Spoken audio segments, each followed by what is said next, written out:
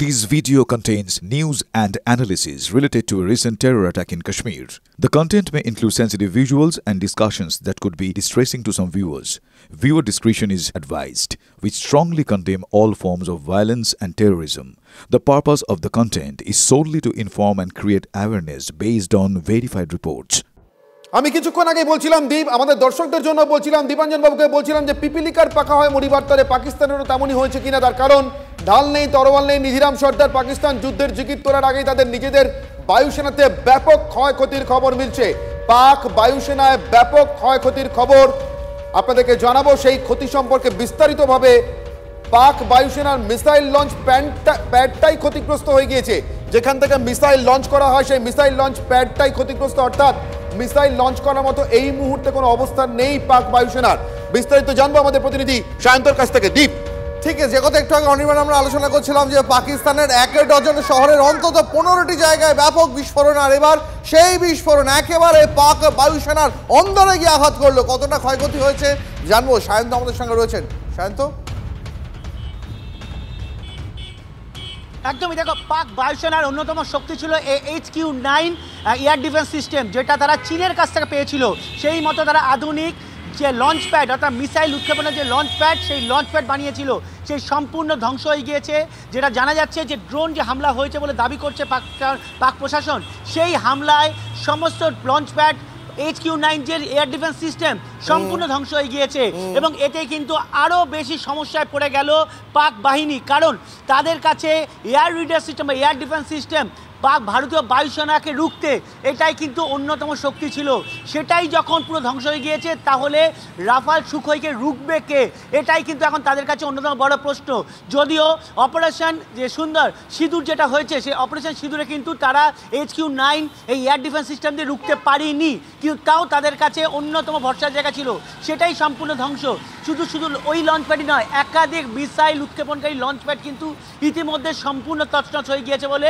পাক প্রশাসন সূত্রে খবর বায়ুসেনার তরফে কিন্তু এই ড্রোন হামলার সম্পর্কে কিছু বুঝতেই পারেনি তারা যে ধরনের সিস্টেম এয়ার ডিফেন্স সিস্টেম বা ড্রোন প্রতিরোধী ব্যবস্থা গড়ে তুলেছিল তা যে কোনো কার্যকরী ভূমিকাই নেয়নি তা কিন্তু এই হামলায় বোঝা গেল স্বাভাবিকভাবেই এখন চরম উদ্বেগে পড়েছে ভারতীয় বায়ুসেনা যদি আবার অ্যাটাক করে তাহলে তাদের রুখবে কি নিয়ে এটাই কিন্তু এখন পাক বায়ুসেনার কাছে অন্যতম বড় প্রশ্ন দীপ আমাদের সঙ্গে থাকো সায়ন্তন আমরা তোমার কাছে আবারও ফিরবো কিন্তু এই মুহূর্তে যে খবরে ওরা একবার চোখ রাখবো পাক বায়ুসেনার এয়ার ডিফেন্স সিস্টেম একেবারে তছনছ এমনকি মিসাইল লঞ্চ প্যাডটা পর্যন্ত গুড়িয়ে গিয়েছে এবং কারা চালাচ্ছে এই হামলা পাকিস্তান দেশের ভিতরে এখনো স্পষ্ট করতে পারেনি একের পর এক 12টা বিস্ফোরণের ঘটনা আমরা ইতিমধ্যে আপনাদেরকে তার ছবি দেখিয়েছি রঞ্জন মুখার্জি আমার সঙ্গে এই মুহূর্তে রয়েছেন রঞ্জন মুখার্জি প্রাক্তন বায়ুসেনা আধিকারিক কিন্তু দীপ এই মুহূর্তে বোধহয় আরো একটা ব্রেকিং নিউজ আমরা পাচ্ছি দীপ এই মুহূর্তে আমরা আরো একটা বড় খবর ব্রেক করছি এই মুহূর্তে সব থেকে বড় খবর বাইরে যুদ্ধ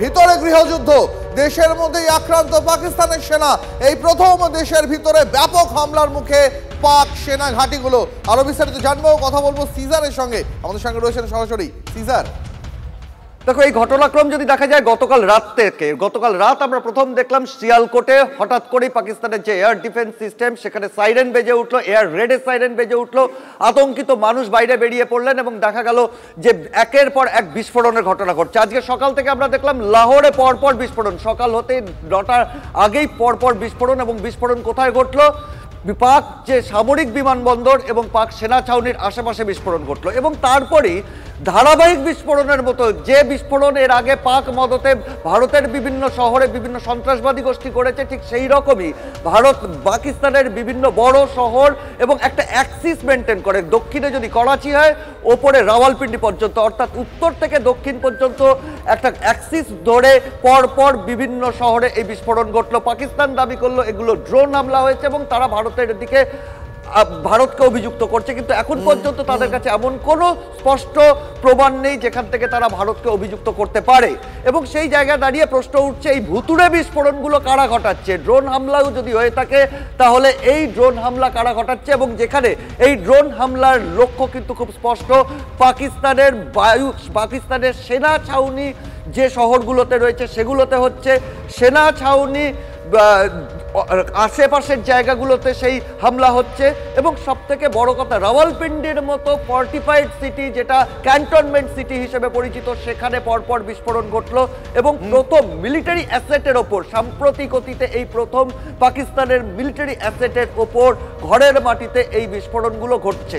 আর আমি সিজার তোমার কথা সূত্র ধরে রঞ্জন মুখার্জির কাছে যাবো, প্রাক্তন বায়ুসেনা আধিকারিক আমাদের সঙ্গে রয়েছেন। রঞ্জন বাবু, এর ফলে মানে এরা কারা করছে যেমন আমরা জানতে পারছি না, কিন্তু তার ফল কি সেটা আমরা খুব স্পষ্টভাবে জানি। পাকিস্তান যদি এই মুহূর্তে কোনো বিমান বাহিনীর দ্বারা আক্রান্ত হয়, ভারতীয় বিমান বাহিনী হোক অথবা পৃথিবীর অন্য যে কোনো দেশের, তাহলে পাকিস্তানের কার্যত কোনো এয়ার ডিফেন্স সিস্টেম নেই।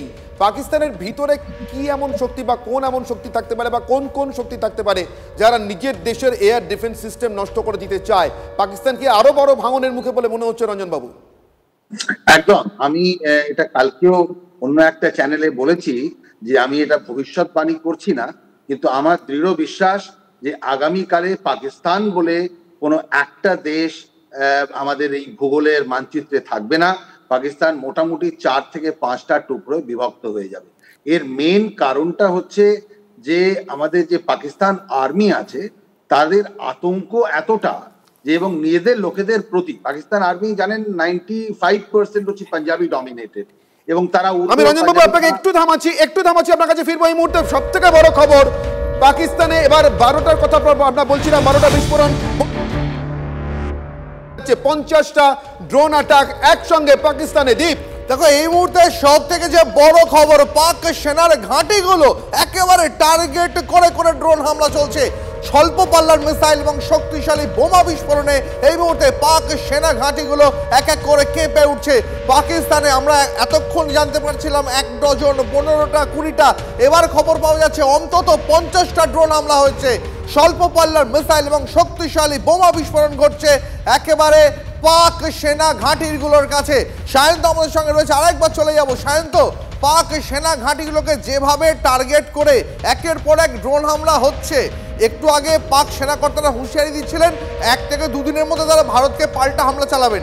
মনে হচ্ছে আর 1 থেকে 2 দিন পর্যন্ত পাকিস্তানের সেনাকর্তা, পাকিস্তানের প্রতিরক্ষা মন্ত্রী, পাকিস্তানের প্রধানমন্ত্রী তারা নিয়ে দেশটাকে টুকরো হওয়ার হাত থেকে বাঁচাতে পারবেন।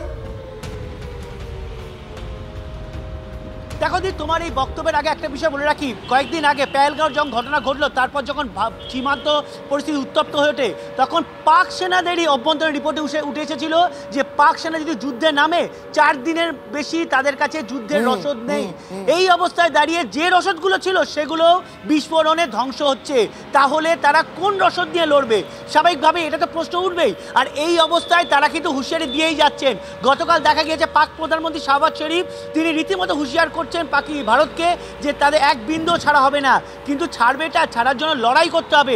পাকিস্তানের তো সেই কোমর ভেঙে গেছে অপারেশন সিঁদুরের পর। একেবারে শান্ত। আমি ঠিক এখান থেকে রঞ্জন বাবুর কাছে আরেকবার ফিরে যাব। প্রাক্তন বায়ুসেনা আধিকারিক রঞ্জন মুখোপাধ্যায় আমাদের সঙ্গে রয়েছেন। রঞ্জন বাবু, আপনার কাছে আসবো। আপনি যে কথা বলছিলেন যদি কন্টিনিউ করেন, বলছিলেন অনেকে শুনে প্রফেসি মনে করতে পারে, কিন্তু আদৌ পাকিস্তান বলে একটা নয়, 4টে 5টা, কতগুলো টুকরো হবে কেউ জানে না। কারেক্ট। এবং এখানে আমি বলবো এই যে সিরিয়াল বম্বিং গুলো হচ্ছে এবং পাকিস্তান আর্মির এগেনস্টেও বালুচ লিবারেশন আর্মি কাজ করছে।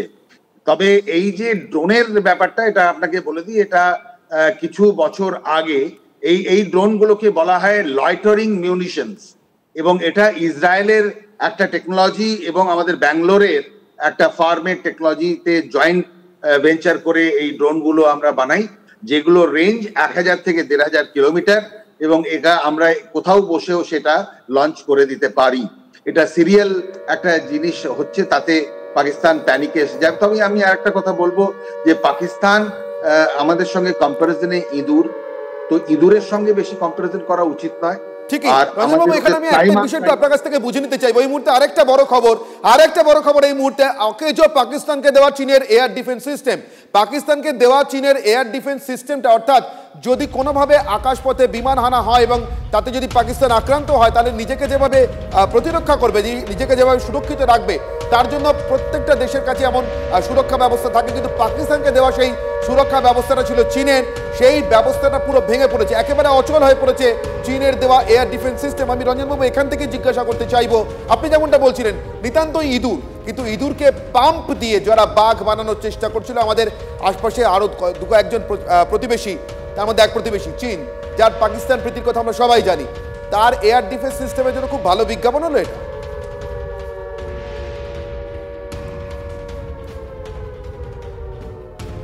কোনো কারণে রঞ্জনবাবুর সঙ্গে আমাদের যোগাযোগ বিচ্ছিন্ন হয়েছে। আমি সিজারের কাছে যাবো। সিজার, একই প্রশ্ন নিয়ে যাব। পাকিস্তান প্রীতি ভীষণ ভীষণ রকমের আছে চীনের, কিন্তু চীনের দেওয়া এয়ার ডিফেন্স সিস্টেম একেবারে অকেজো হয়ে পড়ে রয়েছে।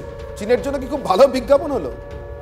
দেখো, আন্তর্জাতিক অস্ত্রের বাজারে অবশ্যই চীনের জন্য এটা ভালো বিজ্ঞাপন নয়, এবং পাকিস্তানের প্রতি চীনের এই ভালোবাসার পেছনে তুমি খুব ভালো করেই জানো যে গোটা বিশ্ব জানে চীনের অর্থনৈতিক একটা ইন্টারেস্ট রয়েছে, এবং সেই ইন্টারেস্টকে কাজে লাগিয়ে, পাকিস্তানের মাটিকে কাজে লাগিয়ে চীন তার ব্যবসা করছে, চীন তার ক্ষমতার পরিসর বাড়াচ্ছে, এবং সেই জায়গায় দাঁড়িয়ে পাকিস্তানকে রক্ষা করার কোথাও একটা দাদার মতো ভূমিকা পালন করে যাচ্ছে চীন, এবং সেটা গত কয়েক দশক ধরে। আর সেই জায়গাতে চীনের কাছ থেকে বিভিন্ন সময় বিভিন্ন অস্ত্র পেয়েছে, এবং পাকিস্তানের ডিফেন্স সিস্টেমের একটা বড় অংশই সেটা এয়ার ডিফেন্স হোক এবং অ্যাসল্টের ক্ষেত্রে পাকিস্তানের যে 4th জেনারেশন, যেটা পাকিস্তান দাবি করে তাদের 4th জেনারেশন ফাইটার জেট, সেইগুলোও কিন্তু সবটাই ম্যাক্সিমামটাই চীনের কাছ থেকে পাওয়া। এবং সেইখানে দাঁড়িয়েই চীনের দেওয়া এই এয়ার ডিফেন্স সিস্টেম সেটা যেখানে অকেজো হয়ে যাচ্ছে, সেটা চীনের ক্ষেত্রেও যেমন ভালো একটা বিজ্ঞাপন নয়, অন্যদিকে পাকিস্তানের পক্ষেও একটা বড় দুর্ভাবনার জায়গা, কারণ এই এয়ার ডিফেন্স 4th জেনারেশন ওয়ারফেয়ারের ক্ষেত্রে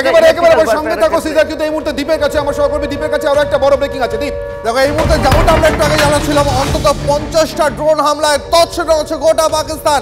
আজ রাত পর্যন্ত পাকিস্তানটা আস্ত থাকলে হয়, ড্রোন হামলার পর দাউ দাউ করে চলছে রাওয়ালপিন্ডি রেসকোর্স। সেই ছবিটা দেখাবো এই মুহূর্তে।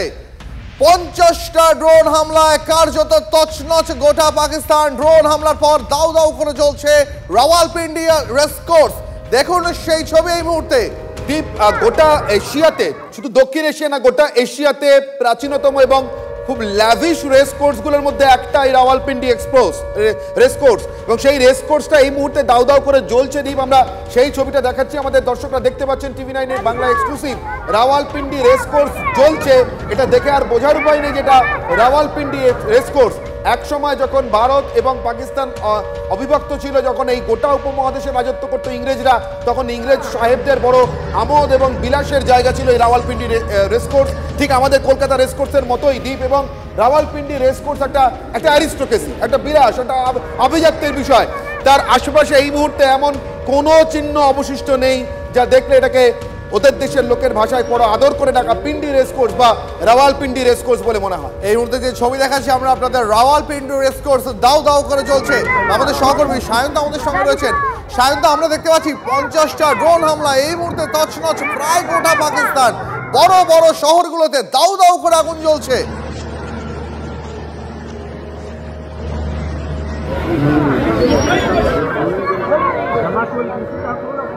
কারণ পাকিস্তান যে ধরনের ঘটনা দিনের পর দিন, বছরের পর বছর ঘটে এসছে অন্য দেশের সঙ্গে, আজকে পাকিস্তানে কিন্তু সেই অবস্থা তৈরি হয়েছে। যে পাকিস্তান জঙ্গিদের আতুরঘর, যে পাকিস্তান জঙ্গিদের সব রকম মদত দিয়েছে অন্য রাষ্ট্রটাকে ধ্বংস করার জন্য, আজকে পাকিস্তানের কিন্তু এখন সেই অবস্থা তৈরি হয়েছে। আজকে রাওয়ালপিন্ডি রেসকোর্স, সেই রেসকোর্স যেটা মূলত বলা হয় অন্যতম ল্যাভিশ, নো ডাউট সেই রেসকোর্স কিন্তু আর থাকছে না। এর জন্য দায়ী কিন্তু পাকিস্তান প্রশাসনিক, কারণ কারাই হামলা করলো, কারাই পেছনে রয়েছে তা এখনো পাকিস্তান বলতে পারছে না। পাকিস্তান দাবি করছে ভারত, প্রমাণ নেই। কিন্তু আগুন যে জ্বলছে, এই আগুন কিন্তু এত সহজে নেভার নয়, কারণ পাকিস্তানে কিন্তু সামরিক ঘাঁটি, পাকিস্তানের যাবতীয় সামরিক ব্যবস্থা, যে সামরিক ব্যবস্থা নিয়ে পাকিস্তান ভারতকে আক্রমণ করে বলেছিল, সেই সামরিক ব্যবস্থার অর্ধেকের বেশি নষ্ট হয়ে গিয়েছে, অথবা অপারেশন সিঁদুরে সেগুলোকে ধ্বংস করে দেওয়া হয়েছে। মূলত ধ্বংসের জায়গায় চলে গেছে। জঙ্গি ঘাঁটিগুলো তো নষ্ট হয়েছেই, সঙ্গে তাদের দাবি যে তাদের সামরিক ঘাঁটিতেও আঘাত হয়েছে। কিন্তু ভারতবর্ষ একটা কথা বারবার করে বলে যে কোনো সাধারণ মানুষের আঘাত নয়, কিন্তু ভারতের উপর যদি আঘাত আসে তাহলে ভারত কাউকে ছেড়ে কথা বলে না। আজকে যে পাকিস্তানের যে অবস্থা তৈরি হয়েছে তা কিন্তু ভারতবর্ষ নয়, পাকিস্তানের গৃহযুদ্ধ যেটা লেগেছে তার কারণেই হচ্ছে। কারণ বালুচ লিবারেশন আর্মি, অন্যদিকে পাক তালিবান পাকিস্তানকে কিন্তু টুকরো টুকরো করে ছাড়বে। আর আজ রাতের মধ্যে পাকিস্তানের অবস্থা কিন্তু আরও জরাজীর্ণ এবং আরও ভয়ঙ্কর অবস্থা হতে চলেছে, এটা কিন্তু নিঃসন্দেহে বলা চলে। যেটা সকাল থেকে 50টা ড্রোন দেখতে পাচ্ছি, সেটা কিন্তু সমর বিশারদরা মনে করছে রাতে হয়তো আরো 200টা হয়ে যাবে, অর্থাৎ 250-র কাছাকাছি এরকম হামলা দেখা যাবে। একেবারে এটাই অনুমান করছিলাম শান্ত, এটাই অনুমান করছিলাম আজ দিনের শেষে 200 থেকে 250টা ড্রোনও আছড়ে পড়তে পারে। কিন্তু কারণ যেভাবে প্রত্যেকে ঘন্টা এই আক্রমণ করা ভেঙে পড়া ড্রোনগুলোর সংখ্যা লাফিয়ে লাফিয়ে বাড়ছে এবং পাকিস্তানের সব থেকে দুর্ভেদ্য নিরাপদ শহরগুলো তো এখন যেভাবে সাইরেন শোনা যাচ্ছে মুহুর্মুহ। রাওয়ালপিন্ডি আমি বারবার বলবো দীপ, পাকিস্তান সেনার হেডকোয়ার্টার, পাক মিলিটারি হেডকোয়ার্টার রাওয়ালপিন্ডি, তার রেস কোর্সটা মানে যেটা আসলে পাকিস্তানের সেনা কর্তাদের আমোদ প্রমোদের বিলাস বেসনের জায়গা, বিরাট আভিজাত্যের প্রতীক পাক শাসকদের, সেই রাওয়ালপিন্ডি রেস কোর্সটা দেখলে এখন কোনোভাবে মনে হবে না যে ওটা কোনো রেস কোর্স, বরঞ্চ আপনি যদি কলকাতার মানুষ হন, কলকাতা শহরের আশপাশে যদি শনিবার রাতের দিকে যাতায়াত করে থাকেন, অন্তত ওই পার্ক সার্কাস বা 7 পয়েন্টস এলাকাতে যদি যাতায়াত করে থাকেন, তাহলে ধাপার মাঠে দূর থেকে জঞ্জাল জ্বলার যে ছবিটা দেখতে পান, একদম দেখলে মনে হবে এরকম ধাপার মাঠে দূর থেকে বোধহয় জঞ্জাল জ্বলছে। রাওয়ালপিন্ডি রেস কোর্সের অবস্থা এই মুহূর্তে ঠিক এইরকমই দ্বীপ। দেখো যতগুলো missile defence system, air missile defence system ছিল তার মধ্যে অধিকাংশই এই মুহূর্তে ড্রোন হামলায় নষ্ট হয়ে গেছে।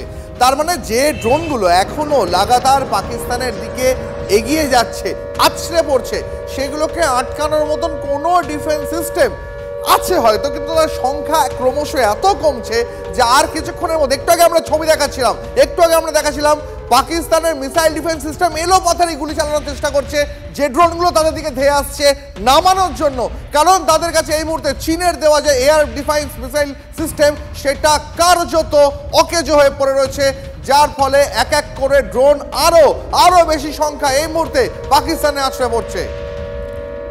পাকিস্তানকে দেওয়া চীনের এয়ার ডিফেন্স সিস্টেম একেবারে অকেজো। শুধুমাত্র পাকিস্তান তো নয় দ্বীপ, এই ভয়টাই চীনের তরফ থেকে ছিল। তোমার নিশ্চয়ই মনে আছে, আমি এই পেহেলগামের ঘটনা ঘটার পর থেকে যখন পাকিস্তান লম্বা চওড়া বুলি দিতে শুরু করে, তখনই বলেছিলাম যে চীনের তরফ থেকে পাকিস্তানকে একটা নির্দেশ বা অনুরোধ রয়েছে যে কোনোভাবে যেন তাদের অস্ত্রশস্ত্র ব্যবহার না করা হয় ভারতের সঙ্গে কোনো কনফ্লিক্টে। তার কারণ চীন ঠিক এই ভয়টাই করছিল। পাকিস্তানকে দেওয়া চীনের এয়ার ডিফেন্স সিস্টেম অকেজো, অচল হয়ে পড়ে রয়েছে। একের পর এক 50টা ড্রোন হানা পাকিস্তানের ভিতরে এই মুহূর্তে দেখতে পাচ্ছেন। পাকিস্তানের আকাশ এখন এই মুহূর্তে বলতে গেলে ওপেন টু অল। পাকিস্তান কয়েকদিন আগে বলেছিল পাকিস্তানের আকাশ সীমা তারা ক্লোজ করছে। পাকিস্তানের ড্রোন হামলা ভারতের এই মুহূর্তে সব থেকে বড় ব্রেকিং খবর, পাকিস্তানের ড্রোন হামলা ভারতের। 50টা ড্রোন একসঙ্গে পাকিস্তানের ভিতরে আছড়ে পড়েছে, আপনারা জানেন। সেই ড্রোন হামলা ভারতের এই মুহূর্তে সব থেকে বড় ব্রেকিং খবর। সিজার মন্ডল আমার সঙ্গে রয়েছেন, আমার সহকর্মী সিজার। দেখো এখন পর্যন্ত যে 50টা ড্রোন হামলার কথা বলছিলাম, যখন এতক্ষণ পর্যন্ত যে হামলা কে করেছে সেটা নিয়ে একটা দ্বন্দ্ব ছিল, ভারত কিন্তু স্পষ্ট করে দিল এই ড্রোন হামলা ভারতের পক্ষ থেকে করা হয়েছে। ভারত তার দায় স্বীকার করলো, সরকারিভাবে ভারত জানিয়ে দিল এই ড্রোন হামলা পাকিস্তানের এয়ার ডিফেন্স সিস্টেমকে নষ্ট করবার জন্য এই ড্রোন হামলা চালানো হয়েছে ভারতের পক্ষ থেকে। আনম্যান্ড এরিয়াল ভেহিকল সিস্টেমকে ব্যবহার করে এই হামলা চালানো হয়েছে এবং তার কারণ হিসেবে খুব স্পষ্ট করে দেওয়া হয়েছে। আমি আরেকবার বলবো আমাদের স্ক্রিনে প্রেস রিলিজটা দেখানোর জন্য। এই মুহূর্তে প্রেস ইনফরমেশন ব্যুরো ভারতের যে প্রেস রিলিজ দিয়েছে, পাকিস্তানস বিড টু এসকেলেট নেগেটেড, অর্থাৎ পাকিস্তান যেভাবে যুদ্ধকে বাড়াতে চেয়েছিল সেটাকে আমরা ধ্বংস করে দিয়েছি। Proportionate response by India. দেখতে পাচ্ছেন একটা জিনিস খুব পরিষ্কার, এই press release press information bureau ইন্ডিয়ার দেওয়া। এখান থেকে তুমি বাকি যে কথা বলছিলে দীপ প্লিজ। একদম একটা জিনিস পরিষ্কার, যেভাবে পাকিস্তান নিয়ন্ত্রণ রেখা বরাবর বেপরোয়াভাবে গুলি চালাচ্ছে, কিন্তু পাকিস্তান তারা প্রথম থেকে এই পরপর কুপওয়ারা, রাজৌরি, বারমুল্লা, উড়ি, পুঞ্চ, এই প্রত্যেকটা জায়গায় সাধারণ মানুষের ওপর আক্রমণ সানিয়েছে। লাগাতার তারা গুলি গোলা চালাচ্ছে এবং তাতে ইতিমধ্যেই বেশ কিছু ভারতীয়ের প্রাণ গেছে, সাধারণ ভারতীয়। সুতরাং বুঝতে পারছেন এর আগে তারা ওই পেহেলগাম থেকে কতজন সাধারণ মানুষকে এইভাবে হত্যা করেছিল তার জবাব তারা পেতে শুরু করেছে। কিন্তু তারপরে আবার আরও যে কতগুলো এইভাবে আমাদের সহনাগরিকের প্রাণ নিয়েছে তারা, এর জবাবও কিন্তু ভারত দেবে এবং ভারত যেই জবাব দেওয়ার মুডেই রয়েছে, একটু কমেও ছাড়বে না, সেটা কিন্তু পরিষ্কার হয়ে যাচ্ছে ভারতের এই জবাব দেওয়ার ধরন দেখে। একেবারে অমৃতসুরা লাগাতার যেভাবে কামান থেকে গোলাবর্ষণ করা হয়েছে সীমান্তে, আমাদের 16 জন আমাদের সহনাগরিক ভারতীয় নাগরিক তারা প্রাণ হারিয়েছেন সীমান্তবর্তী গ্রামগুলোতে। এই মুহূর্তে এরকম একটি জায়গা থেকে আমাদের প্রতিনিধি জ্যোতির্ময় কর্মকার পুঞ্চ থেকে আমাদের সঙ্গে রয়েছেন সরাসরি। জ্যোতির্ময়, তোমার কাছ থেকে জানতে চাইবো, বুঝতে চাইবো এই মুহূর্তে ছবিটা কি এবং ওখানকার নাগরিকরা কি খবর পেয়েছেন আমরা কিভাবে জবাব দিয়েছি পাকিস্তানকে? দেখো এই মুহূর্তে দাঁড়িয়ে যে রাস্তা দিয়ে আমরা এই মুহূর্তে চলেছি, এই রাস্তা কিন্তু মূলত পুঞ্চের রাস্তা, এবং যে আশঙ্কা এখানে রয়েছে তা হচ্ছে যে যখন ভারত প্রতি মুহূর্তে জানিয়ে দিচ্ছে যে অপারেশন সিঁদুর এখনো পর্যন্ত শেষ হয়নি, পাকিস্তানের একেবারে অভ্যন্তর পর্যন্ত গিয়ে প্রয়োজনে এয়ার ডিফেন্স সিস্টেমকে সম্পূর্ণভাবে নিউট্রালাইজ করা হয়েছে, সেই সময়তে কিন্তু সব থেকে যেটা গুরুত্বপূর্ণ তা হচ্ছে এই অঞ্চলের যারা মানুষ, অর্থাৎ যারা এই একেবারে সীমান্তবর্তী এলাকায় থাকেন তাদের নিরাপত্তা সুনিশ্চিত করা। কারণ এখানে যে ছবিটা আমরা দেখতে পাচ্ছি যে দিশেহারা পাকিস্তান আক্রোশে কার্যত নিরীহ মানুষের জনবসতি লক্ষ্য করে, কোনো রকম টার্গেট তাদের নেই, শুধুমাত্র নিরীহ মানুষের জনবসতি লক্ষ্য করে তারা লাগাতার হেভি আর্টিলারি বর্ষণ করছে, এবং ক্যাজুয়ালিটি হিসেবে ইতিমধ্যেই 13 জনের মৃত্যু হয়েছে এই জায়গাতে, এবং তার মধ্যে শিশুরা রয়েছে। নির্মম মর্মান্তিক ছবি আমাদের সামনে উঠে এসছে, যে ছবি কার্যত দর্শকদের সামনেও তুলে ধরা সম্ভব নয়। এবং এক্ষেত্রে একটা বিষয় স্পষ্ট করতে হবে যে ভারত বারবার করে একটা কথা বলছে যে এই পুরো লড়াইয়ের ক্ষেত্রে ভারত কোনো সময় পাকিস্তানের কোনো মিলিটারি ইনস্টলেশনে তো আক্রমণ করেইনি, কোনো রকম কোলাটেরাল ড্যামেজ যাতে না হয়, অর্থাৎ কোনো সিভিলিয়ানের উপর যাতে আচরণ না করে। পাকিস্তানের লাগাতার এই বাদরামোর পর এবং একের পর এক হুমকির পর, এবং শুধু হুমকি না, তারা চেষ্টাও করেছিল আমাদের আকাশসীমায় ঢোকার, তারপরে ভারতের তরফ থেকে পাল্টা জবাব দেওয়া হয়েছে 50টা। এবং আমি একটু জ্যোতির্ময়কে বলি, জ্যোতির্ময় তুমি যেখানে রয়েছো সেই পুঞ্চ এলাকা, সেই জায়গাগুলোতে যেভাবে পাকিস্তান বারবার আক্রমণ করছে সাধারণ মানুষকে, এবং ভারতের তরফ থেকে সরকারিভাবে জানানো হয়েছে 16টা প্রাণ, 16 জন সহনাগরিক আমাদের প্রাণ হারিয়েছেন এই ওখানে পাকিস্তানের এই বাঁদরামোর ফলে এবং এইভাবে গুলিগোলা চালানোর ফলে। তার মধ্যে 3 জন রয়েছেন মহিলা এবং 5টা শিশু রয়েছে। ভাবতে পারছো পাকিস্তান এই যে কাণ্ডগুলো করেছে। আমি আবার আপনাদের জানাই, এরকম মাঝখানে ঢুকে পড়ে আপনাদের কাছে এই গুরুত্বপূর্ণ খবরটা দেওয়ার ছিল বলে দিয়ে গেলাম। আরও নিশ্চয়ই আপনাদের ভবিষ্যতে দিতে পারবো, কারণ এই যে আমাদের 16 জন সহনাগরিকের প্রাণের ঋণ না, ভারত এটা শোধ করবে এবং সেই মুডে ভারত রয়েছে, সেটা কিন্তু পরিষ্কার।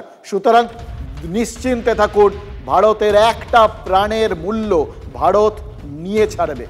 তোমরা কথা বলো, আমি আসছি। একেবারে যে কথা হচ্ছিল জ্যোতির্ময় তোমার সঙ্গে, পুঞ্চে এই মুহূর্তে কি কোনো বড় ইভ্যাকুয়েশন প্রসেস দেখতে পাচ্ছ জ্যোতির্ময়? অর্থাৎ দূরে সরিয়ে নিয়ে যাওয়া, আরো গ্রামবাসীদের বা সীমান্তবর্তী এলাকার মানুষজনকে আরেকটু দূরে নিয়ে যাওয়ার কোনো চেষ্টা কি সেনার তরফ থেকে দেখতে পাচ্ছ? দেখো আমরা আজকে যে ছবি দেখেছি যে এই পুঞ্চে এবারে রাস্তার দখল সরাসরিভাবে নিয়েছে সেনাবাহিনী, সেই ছবি আমরা TV9 বাংলার পর্দায় আমরা দেখিয়েছি যে যেখানে রাস্তায় এবারে একেবারে হাতে অস্ত্র নিয়ে, হাতে AK-47 নিয়ে সেনাবাহিনী তারা সেখানে মার্চ করছে। অর্থাৎ একটা বিষয় স্পষ্ট যে সেনাবাহিনী তারা সাধারণ মানুষকে আশ্বস্ত করছে যে পরিস্থিতি তৈরি হয়েছে সেই পরিস্থিতিতে প্রতি মুহূর্তে সেনাবাহিনী কাঁধে কাঁধ মিলিয়ে তারা তাদের রক্ষা করার জন্য প্রতিশ্রুতিবদ্ধ। দ্বিতীয়ত, এই পুঞ্চ শহরে সম্পূর্ণভাবে কারফিউ জারি করে দেওয়া হয়েছে। আমি যে রাস্তা দিয়ে এই মুহূর্তে চলেছি দেখতে পাচ্ছ যে পুরো রাস্তা কিন্তু কার্যত খালি। এই রাস্তাতে প্রতিদিন বহু মানুষ যাতায়াত করেন এবং এটা কিন্তু পাকিস্তানের সঙ্গে ট্রেড রুট হিসেবে ব্যবহৃত হতো যখন পাকিস্তানের সঙ্গে কিছুটা সামান্য সম্পর্ক আমাদের ভালো ছিল। কিন্তু এখন আমরা যে ছবি দেখতে পাচ্ছি যে এই রাস্তাতে সেনাবাহিনীর গাড়ি ছাড়া এবং গুটি কয়েক স্থানীয় মানুষ যাদের অত্যন্ত প্রয়োজনে চলাফেরা করতে হবে তারা বাদে কেউ এই রাস্তাতে আর চলাফেরা করছে না। এর পরবর্তী ক্ষেত্রে যেদিকে আমাদের নজর ছিল তা হচ্ছে সাধারণ মানুষ তারা কিন্তু অধিকাংশই এই পুঞ্চ শহর থেকে কিছুটা নিরাপদ স্থানে তারা সরে গিয়েছে। যারা এখানে থাকছেন তাদেরকে কিছুটা নিরাপদ জায়গায় রাখা হচ্ছে, অর্থাৎ কিছু জায়গাতে বাংকার তৈরি করা হয়েছে বা কিছু জায়গাতে যেখানে মাটির নিচে ঘর রয়েছে সেই জায়গায় তাদেরকে রাখা হচ্ছে। এবং বারবার একটা কথা বলা হচ্ছে যে পাকিস্তান এখানে কিছুটা অ্যাডভান্টেজ পয়েন্টে রয়েছে, কারণ পাক অধিকৃত কাশ্মীর তার যেহেতু উঁচু পাহাড়ের ওপরে, সেই কারণের জন্য তারা এই নিচের জনবসতির ওপরে তারা সহজে হামলা চালাতে পারছে। কিন্তু একটা কথা এখানকার সাধারণ মানুষ বলছেন যে 1965 যুদ্ধ, 1971 যুদ্ধ, তখনও পর্যন্ত এই ঘন জনবসতিপূর্ণ এলাকাতে কোনো হামলা চালানো হয়নি। মাঝে মাঝেই এখানে অস্ত্রবিরতির ঘটনা ঘটে এবং এমন কোনো সপ্তাহ নেই যে সপ্তাহে পুঞ্চে অস্ত্রবিরতির ঘটনা ঘটে না, কিন্তু সেই অস্ত্রবিরতি হচ্ছে স্মল আর্ম ফায়ারিং। কিন্তু এবার আমরা যে ছবিটা দেখতে পাচ্ছি তা হচ্ছে হেভি আর্টিলারি বর্ষণ করা হয়েছে এই জায়গাতে, এবং সেই হেভি আর্টিলারি কোন কোন জায়গায় বর্ষণ করা হয়েছে সেই জায়গাগুলো অত্যন্ত গুরুত্বপূর্ণ। স্কুল, আমরা সুনির্দিষ্টভাবে স্কুলের ছবি দেখিয়েছি, কলেজ, একটি বিএড কলেজ সম্পূর্ণভাবে সেই কলেজটি ভেঙে পড়েছে, একটি নার্সারি স্কুল, সেই নার্সারি স্কুলের ওপরে গিয়ে বোমা পড়েছে, এবং তখন যেহেতু রাতের অন্ধকারে বোমাবর্ষণ হয়েছে, স্বাভাবিকভাবেই সেখানে কোনো ছাত্রছাত্রী ছিল না। এছাড়া যে সমস্ত সাধারণ মানুষের বাড়ির ওপরে গিয়ে এই বোম পড়েছে তারা কিন্তু প্রত্যেকে খেটে খাওয়া মজদুর বা এলাকার কৃষক, তাদের আর্থিকভাবে কার্যত কোনো সঙ্গতি নেই। তারা এই যুদ্ধে বা এই লড়াইয়ে কোলাটারাল ড্যামেজ বলতে যা বোঝায়, তারা কিন্তু সম্পূর্ণভাবে তাদের জীবন জীবিকা, বাসস্থান, মাথার উপরে ছাদ সবকিছু তাদের বিপন্ন হয়ে গিয়েছে। এবং এটা আন্তর্জাতিক ক্ষেত্রে যে মানবিকতা, মানবাধিকার তা কিন্তু সম্পূর্ণভাবে লঙ্ঘিত হচ্ছে। কারণ যুদ্ধের ক্ষেত্রে বারবার করে একটা কথা বলা হয় যে সিভিলিয়ানদের ওপর আক্রমণ এই যুদ্ধের ক্ষেত্রে কিন্তু কখনোই মান্যতা পায় না আন্তর্জাতিক ক্ষেত্রে। সেই কাজটাই পাকিস্তান অত্যন্ত সচেতনভাবে একেবারে বেপরোয়া হয়ে তারা আক্রোশে তারা এই কাজ বারবার ধরে তারা করে চলেছে। এবং এখানে যখন যে রাস্তার ছবি আমরা এই মুহূর্তে দেখাচ্ছিলাম কিছুক্ষণ আগেও, আবারও আমরা দেখাবো যে রাস্তা সম্পূর্ণভাবে শুনশান। এই রাস্তাতে কোনো লোক দেখা যাচ্ছে না যে রাস্তা দিয়ে আমরা এই মুহূর্তে চলেছি। এই রাস্তা সম্পূর্ণভাবে শুনশান, মাঝে মধ্যে একটি দুটি গাড়ি যাচ্ছে। আমরা এই রাস্তায় যখন এসে পৌঁছই পুঞ্চে, আমরা রাত 2টোর সময় জম্মু থেকে বেরিয়েছিলাম। জম্মু থেকে যখন আমরা আসছি এই রাস্তাতে, সমগ্র রাস্তা জুড়ে বিভিন্ন সময়তে শুধুমাত্র আমরা আর্মির কনভয় আমরা দেখতে পেয়েছি। এবং সেই আর্মির কনভয় কিন্তু একেবারে আর্মির যে ইনস্টলেশন অর্থাৎ যে আর্টিলারি, সেই আর্টিলারি সমেত আমরা দেখতে পেয়েছি। অর্থাৎ ফরওয়ার্ড পোস্টের দিকে আর্মি কিন্তু তাদের এবারে যে হেভি আর্টিলারি, সেই হেভি আর্টিলারি, তার মানে যে ছবিটা তুমি দেখাচ্ছ জ্যোতির্ময়, একটা কথা কি আমরা বলতে পারি পুঞ্চে একটা বাড়তি সতর্কতা আমরা দেখতে পাচ্ছি? একদমই, দেখো পুঞ্চ, উড়ি একাধিক জায়গা এবং যে রেঞ্জটাতে আমি রয়েছি, আমি আরো একবার সেই ছবিতে চলে যাব। আমি সরাসরি ভাবে ক্যামেরা পার্সনকে বলবো ভিজুয়াল দেখাতে, সরাসরি বলবো দেখাই যদি আমরা দেখাতে, যেখানে আমরা দেখতে পাচ্ছি। হ্যাঁ, একের পর এক আর্মির কনভয় এখান দিয়ে এখনো পাস করছে। কারণ এই জায়গাটা, এই রাস্তাটা সম্পূর্ণভাবে সিকিউরড রয়েছে। এই রাস্তাতে যে জায়গায় আমরা দাঁড়িয়ে রয়েছি, আমাদের ডাঁয়ে বাঁয়ে কিছু জায়গার দিকে আমরা ক্যামেরা ঘোরাতে পারবো না, সেই জায়গাতে কিন্তু প্রতি মুহূর্তে সেখানে আর্মি জওয়ানরা তারা বন্দুক হাতে দাঁড়িয়ে রয়েছে। এই জায়গা সম্পূর্ণভাবে সিকিউর করে নিয়েছে সেনা। যেমন উল্টো দিকের পাহাড়ে পাকিস্তান রয়েছে, তেমন এপারেরও উঁচু পাহাড়ের ওপরে ফরওয়ার্ড পোস্ট তৈরি করা হয়েছে। আমরা আবারও দেখাচ্ছি সেনাবাহিনীর গাড়ি আসছে, এই রাস্তাতে টহল দিচ্ছে এবং প্রতি মুহূর্তে কিন্তু এই ছবিটা এখানে দেখা যাচ্ছে। এবং এখন যে গাড়িগুলি যাচ্ছে এগুলি মূলত টহলদারি গাড়ি, কিন্তু এছাড়াও কিন্তু হেভি আর্টিলারি নিয়ে প্রতি মুহূর্তে সেনাবাহিনী এখানে মুভ করছে। তার কারণ একটাই, একদিক থেকে পাহাড়ের ওপর থেকে নজরদারি চালানো হচ্ছে যে কোনো সময় যদি হামলা হয় তাহলে ভারতীয় সেনা প্রত্যাঘাতের জন্য সম্পূর্ণভাবে তৈরি রয়েছে। আর যে জায়গা, এই যে ন্যাশনাল হাইওয়ে, পুঞ্চ ন্যাশনাল হাইওয়ের ওপর আমরা এই মুহূর্তে রয়েছি, সেই জায়গাতে সাধারণ মানুষকে আশ্বস্ত করার জন্য, এবং যেহেতু এই এলাকাতে জঙ্গি কার্যকলাপের একটা সুনির্দিষ্ট ইতিহাস রয়েছে, কোনোভাবে এই পরিস্থিতিটাকে যাতে জঙ্গি নাশকতার জন্য কাজে লাগিয়ে পাকিস্তানকে সুবিধা করে দিতে বিচ্ছিন্নতাবাদী বা এই জঙ্গিরা যাতে না পারে, সেই বিষয়টি নিশ্চিত করতেই কিন্তু প্রতি মুহূর্তে এখানে নজরদারি চলছে। আর যখন ভোরের আলো ফোটার পর আমরা এই এলাকায় আসছিলাম, আমরা একটা ছবি এখানে দেখেছি যে এখানে পায়ে হেঁটে জঙ্গলের মধ্যে এবং রাস্তার উপরে হাতে বন্দুক নিয়ে এখানে সেনাবাহিনী জওয়ানরা তারা মার্চ করছেন। তার কারণ হচ্ছে একটাই, তারা কোনো জায়গায় কোনো ফাঁক ফোকর রাখতে চাইছেন না, যাতে প্রতি মুহূর্তে এই জায়গার প্রত্যেকটা ভূখণ্ড যাতে সিকিউর থাকে, সেই চেষ্টাটাই কিন্তু প্রতি মুহূর্তে চালিয়ে যাচ্ছে এখানে সেনাবাহিনী। আর তুমি ঠিক যেমনটা জানালে, উড়ি, সাম্বা এবং তার পাশাপাশি এই যে মুহূর্তে আমরা যেখানে রয়েছি এই পুঞ্চ, একাধিক জায়গা, যে জায়গাগুলি মূলত নিয়ন্ত্রণ রেখা বরাবর যে সমস্ত জায়গাগুলি, প্রত্যেকটা জায়গাতেই কিন্তু সাধারণ মানুষের ওপর যাতে কোনো রকম আক্রমণ এসে না পড়ে তাদেরকে কিছুটা নিরাপদ দূরত্বে সরিয়ে নিয়ে যাওয়া হয়েছে। এবং সেনাবাহিনীর বাংকার এখানে আগে থেকেই তৈরি করা ছিল, যখন যেখানে আশঙ্কা কিছুটা বাড়ছে ঠিক সেই জায়গাতেই সঙ্গে সঙ্গে ইভ্যাকুয়েশন প্ল্যান এক্সিকিউট করা হচ্ছে। জ্যোতির্ময়, একেবারেই আমরা দর্শকদের সেই ছবি দেখাচ্ছি অনির্বাণ, যেখানে পুঞ্চ হাইওয়েতে পৌঁছে গিয়েছি শুধুমাত্র আমরা, টিভি9 বাংলার সাংবাদিক, নির্ভীক সেই সাংবাদিকতা, যেখানে জীবনের বাজি রেখে আমরা সেই ছবি দর্শকদের ড্রয়িং রুমে পৌঁছে দিচ্ছি। এবং জ্যোতির্ময়, খুব সাবধানে কাজ করো।